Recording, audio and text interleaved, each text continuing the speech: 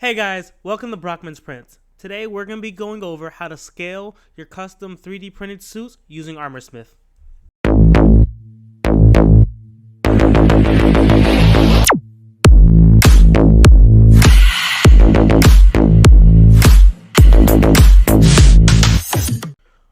Okay guys, so someone asked me on my TikTok how I scale my 3D printed suits and things of that nature. So I thought it'd be easier to make a whole YouTube video because it kind of goes into depth with a lot of things. I'll try to keep it as simple as I can though.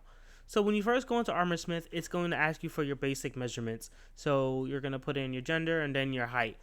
After that, you'll get this entire window full of measurements. And this is what I mean when I say it goes in depth. I'm obviously not going to do all my measurements. I've already got them down. But what you're going to want to do is get a tape measure or just some type of measurement tool and get all your measurements in. You could easily skip some of these measurements if you wanted to. However, I would recommend just take the time to do everything because you never know what parts you'll need, and it's just easier just to knock it out during one day. So it doesn't take that long. You go ahead and enter all the measurements. The custom opacity, I'll show you that in a second. Then you can go ahead and go into these are the basic measurements. This is what you first start out with. Then you go dive deeper into each part of the body and you get extra measurements for that as well.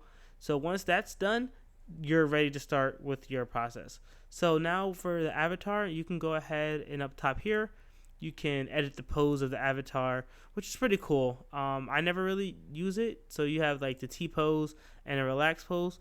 I'll usually use the T pose when I'm measuring like the bicep pieces just because it's easier to see all around with it like that. As opposed to, let me get this back.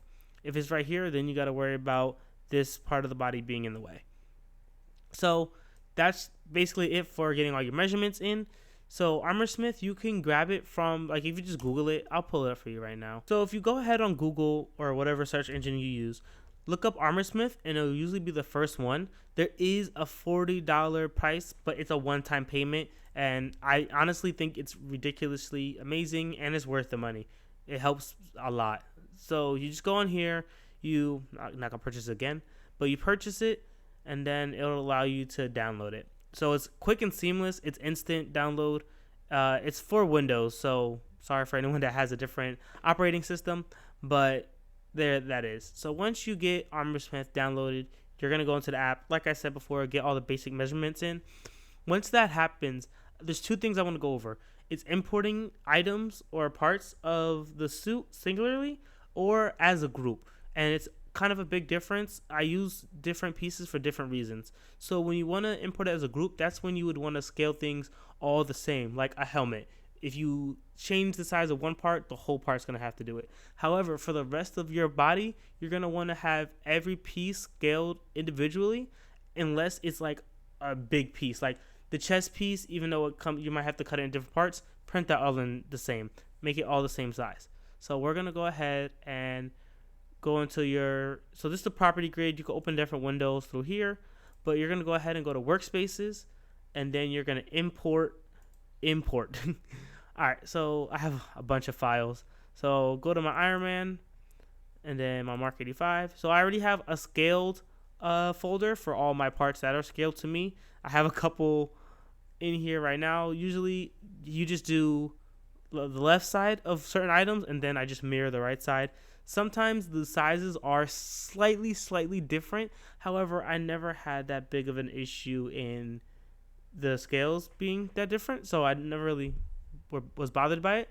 So we can go ahead and we can do two things. I want to scale a big piece and a small piece just so you guys can see how it's done. Or actually rather, okay, so this is how it looks when it gets imported. So you can't really see it like rotate it here. So when you guys are doing it, click it. And before I emphasize hitting import, because that's when you bring in new files, when you want to attach it to your body, you're going to hit this one. Once you hit attach, a bunch of circles are going to show up on the model, the avatar. So you're just going to click the piece that you wanted to go to. So I'm going to put the chest piece. And then that's the axis that it's going to rotate on. So I did it like that. And then you're going to go ahead. You have the move, rotate, and scale tool. So I'm going to go ahead and rotate it. make it. That's why I really like this, because all you're doing once you get the measurements in is just putting it on the body piece and then scaling it right there. So I promise you guys, this is so much easier and it's worth the money. So let's go ahead and move it up a little bit, push it back. Another thing I would say, guys, is that you guys always want to have a little bit of space on certain parts, because you have to take into account what you're going to wear under the suit and any wires that you're going to have to go through. So right now, if you look at this chest piece, this is ridiculously big on me. Like, even when I'll have it rotated to how it would actually be, to have the collar there. And then let's go ahead and break it down. So with this not scaled to me, it would be like uncomfortably out. Like, look at the space between my chest and the piece itself.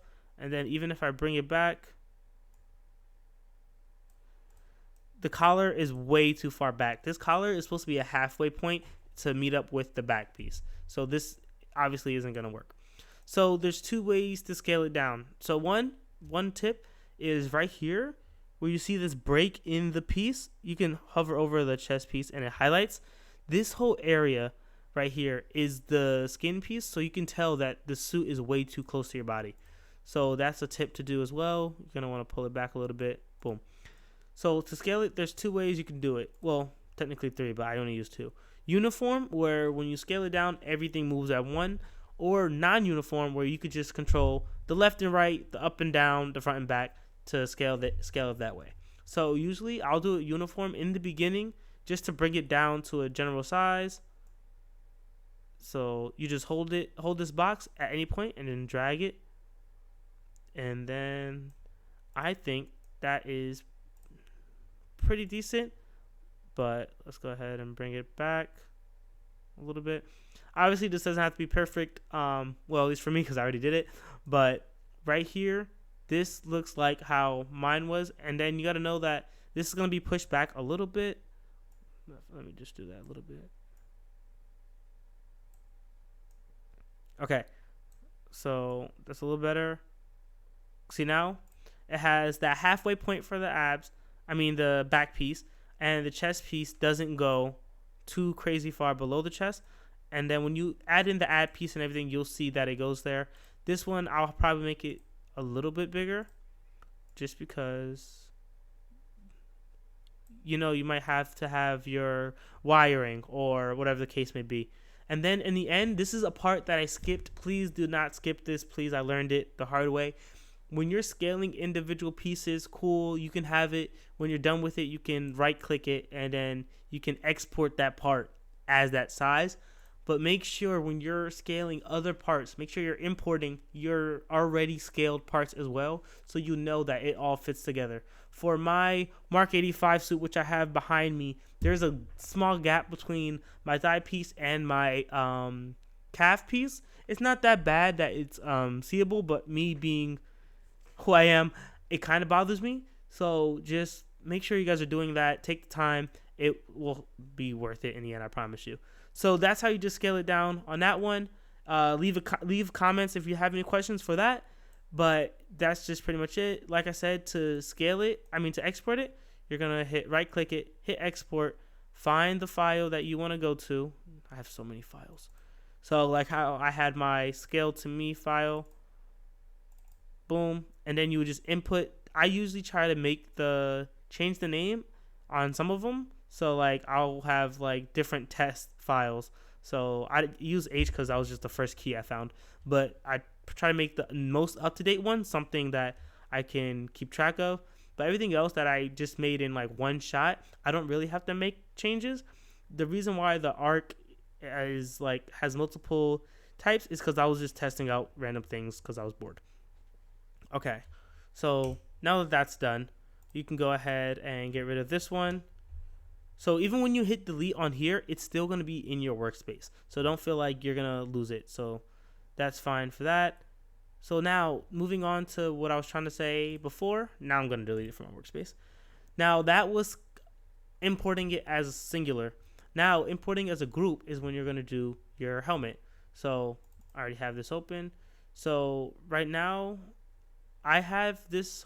So when you get a project, right, you're going to have files in separate pieces. So for this one, it has a back, 2 earpieces, a faceplate, and a jaw piece.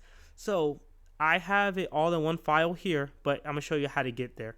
So you're going to have it all highlighted, and then go ahead and open it. Then it's going to ask you, would you like to import these objects as a group? That's when, if you're doing a bunch of singular parts, you can hit no. But for this instance, you're going to hit yes. Import as a group. So you can name it. The name doesn't really matter. When you go to save the file, it doesn't matter. You can change it later. Okay, so now it's loaded in as a group. This would be whatever name you said. So when you click it, it shows every part of the suit, of the helmet. And you hit this drop down, you can select parts individually. So sometimes I'll use this if I want to merge certain pieces. So for instance, my helmet, I have the back and the earpiece. Actually, I have everything except for the facepiece as one part. So in this instance, I will just go to the faceplate, delete it, and then export it as that one model. But that's way ahead of this. So we're gonna go to the group, highlight, have everything highlighted, and then go ahead and attach it. Boom. So obviously this fits me because I use it. And look at that, perfect. And now scaling, we'll see, look, that skin shows. It's just a rotation thing, I promise you, it fits me. So for this part, what I'm trying to get to is the fact of 1, how to export it, and 2, the scaling option. So before I went over uniform, then now I'm going to go over non-uniform. So non-uniform, you're going to have each square is separate. So I don't know if you caught that in the beginning, but uniform, the whole thing highlights. However, when you go to non-uniform, only certain squares are highlighted. So let's say, for instance, my front plate was way too close to my face. So I'll just take this, and then I can just drag it out. Now, that'd be a ridiculous example, but it's just like that. So if the front and back is too little or too big, you could just easily go here and fix it. Or same thing for the side to side, same thing for top and bottom. So for anybody, this is the perfect tool. I'm telling you, ArmorSmith is worth it.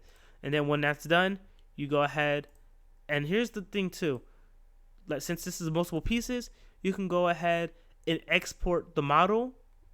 You can export the back piece, earpiece, whatever piece. But the part you guys are going to do is export all parts as a group. You could do it all parts individually if you're planning on printing them separately, but export them all as a group. Because even if you are planning on printing them separately or you're not sure, when you put it in a slicer, you can still split them into objects in the slicer. So I always just export all parts as a group, and then it'll ask you what you want the file to be named, and then that's all. So that is everything I believe I wanted to cover in this video. If anyone has any comments or any questions, and you want me to make another video on it, I have this on my YouTube, but I'll probably post some more videos on my TikTok about it. But just let me know if you have any questions, comments, concerns, and I will be glad to make another video to help you out. So that is all. Thank you guys so much for watching this video. Have a good night.